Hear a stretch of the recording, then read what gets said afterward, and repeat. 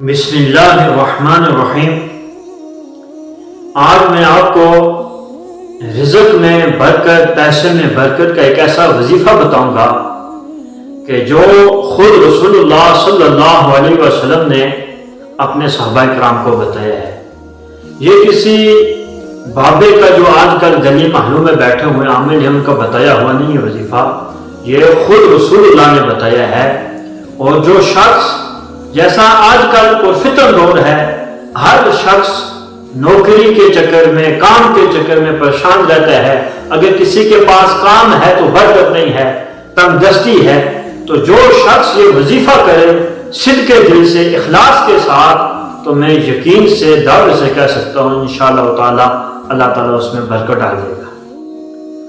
اور اس کو روایت کرتے ہیں حضرت نافع بن عمر رضی اللہ تعالیٰ عنہ بیان کرتے ہیں کہ میں ایک مرتبہ حضور علیہ الصلوۃ والسلام کی خدمت میں، آپ کی بارگاہ میں حاضر ہوا، تو ایک اور شخص بھی حضور علیہ الصلوۃ والسلام کی خدمت میں بیٹھا ہوا تھا۔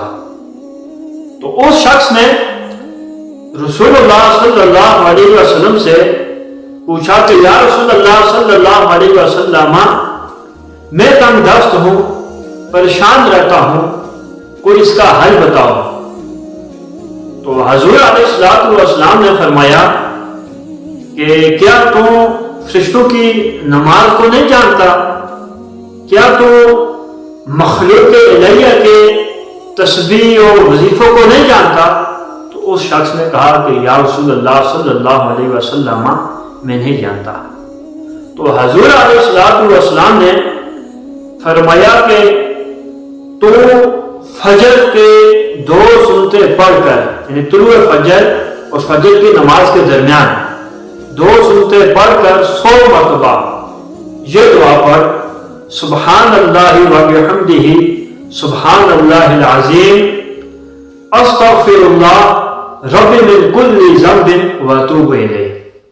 100 مرتبہ جو ہے فجر کی 2 سنتیں پڑھ کر، اس کے بعد فرض نہیں پڑھنے بلکہ 2 سنتیں پڑھ کر یہ وظیفہ کرنا ہے، اس کے بعد پھر فرض پڑھنے ہیں۔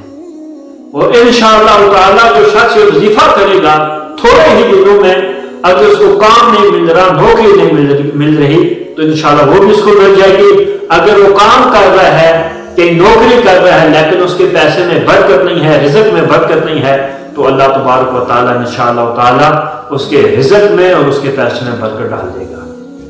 اور اس وظیفے کا ایک اور فائدہ بھی ہے کہ جو شخص یہ وظیفہ کنٹینیو جاری رکھے گا، اس کو کرتا رہے گا، تو جو لوگ ہیں، جو مخلوق ہے، وہ اس کے ساتھ ادب و احترام سے پیش آئے گی، اس کی تعظیم کرے گی۔